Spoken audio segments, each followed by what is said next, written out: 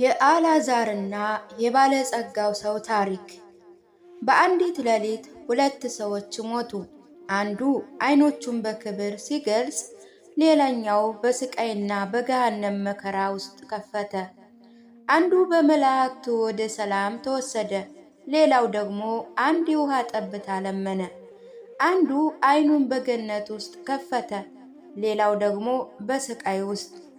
እንዴት እንደኖሩ ሁሉን ነገር ወሰነ። የሥጋ ሽታ በሰፈሩ ሁሉ ተሰራጭቷል። በየምሽቱ ቤት በበዓል ተሞልቶ ነበር። ይህ ሰው በየቀኑ በቅንጦት ይኖራል፣ ስለ ነገ አይጨነቅም። የምፈልገው ነገር ሁሉ አለኝ፣ ለምን ስለ ነገ እጨነቃለሁ ይላል። በአካባቢ ያሉትን የሚበላ የሌላቸውን ሰዎች ለማሰብ ለአፍታ እንኳ አይቆምም ነበር። ነገር ግን ከባለጸጋው ደጅ ውጭ ሌላ ሰው ተኝቶ ነበር። ስሙ አልዓዛር ይባላል። አልዓዛር ምንም አልነበረውም። ሰውነቱ ደካማና ታማሚ ነበር። ቆዳው በቁስሎች ተሸፍኖ ነበረ።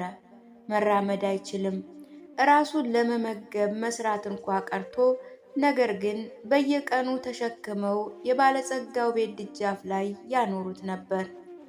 ለምን እዚያ ፍርፋሪ ብቻ? እባክህ ትንሽ ዳቦ፣ ምናልባት አንድ ሰው የሚበላ ነገር ይሰጠኛል ብሎ ያስባል። ከዚያ ከባለጸጋው ጠረጴዛ ላይ የሚወድቀውን ፍርፋሪ ናፍቅ ነበረ። ፍርፋሪውን ብቻ ያንን መገመት ትችላለህ።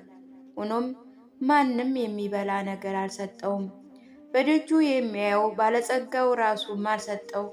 ቀን ከቀን ተአምር እንዲሆን ይጸልይ ነበረ። ምናልባት አንድ ሰው ሲያልፍ ያስታውሰኛል ብሎ ያስባል፣ ግን ማንም ሊረዳው አልቻለም። ምናልባት በዙሪያው ያሉ ሰዎች አስፈላጊ አይደለም ብለው ስላሰቡ ይሆናል፣ ወይም ምናልባት ሁሉም ችላ ለማለት ስለመረጡ ይሆናል። ነገር ግን እግዚአብሔር ብቻውን አልተወውም። በባለጸጋው ቤት ውስጥ በየቀኑ እንደ በዓል ነበር።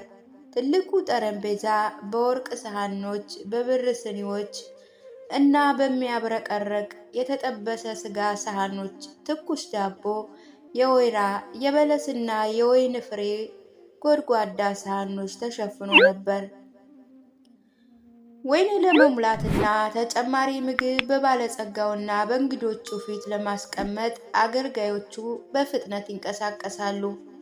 አገልጋዮቹ የተጠበሰ ስጋ፣ ትኩስ ዳቦና በፍራፍሬ የተሞላ ጎድጓዳ ሳህኖችን ይዘው ወዲያና ወዲህ ይሮጣሉ።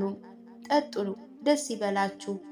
ወይን በጌጣጌጥ በተሞሉ ስኒዎች ላይ እየፈሰሰ ሳቅም አየርን ይሞላል። ባለጸጋው በኩራት ተቀምጦ ነበር። በሐምራዊ ልብስ ተውቦ ጣቶቹ በወርቅ ቀለበቶች ተከበው ነበረ። በባለጸጋው በሐምራዊና በጥሩ በፍታ ለብሶ ለስላሳ ትራሶች ላይ ዘና አለ። ጓደኞቹ ስኒያቸውን ከፍ ሲያደርጉ ፈገግ አለ። በየቀኑ በዓል ነበር። ለራሱና በአካባቢው ላሉ እንግዶች የሚበቃ በላይ እንዳለው ሁልጊዜ ስለሚያስብ ስለ ነገ አንድ ጊዜም አልተጨነቀ። ነገር ግን ከረጃጅም በሮች ውጭ አልዓዛር ተኝቶ ነበር። ሆዱ በረሃብ ይጮህ ነበር። መልካም የተጠበሰ በግ እና ትኩስ ዳቦ ሽታ ወደ እርሱ ይሰራጭ ነበር። ደካማ እጆቹ ወደ ውጭ ተዘርግተዋል። ፍርፋሪ እንኳ ተስፋ ያደርግ ነበር። አንዳንድ ጊዜ ወደ በሩ ለመቅረብ ይደፍር ነበር። ድምፁም ሹክሹክታ ያለ ትንሽዬ ዳቦ ብቻ ከጠረጴዛው ላይ ወደ መሬት የሚወድቅ እንኳ ይላል። ለማኝ። አንዳንድ አገልጋዮች እንደ ለማኝ አዩት። አንደኛው አገልጋይ በዱላ መታው። ሂድ ከዚህ አንተ ለማኝ፣ ከዚህ ቦታ የለህም ብለው ገፈተሩት። በሩንም አጥብቀው ዘጉበት።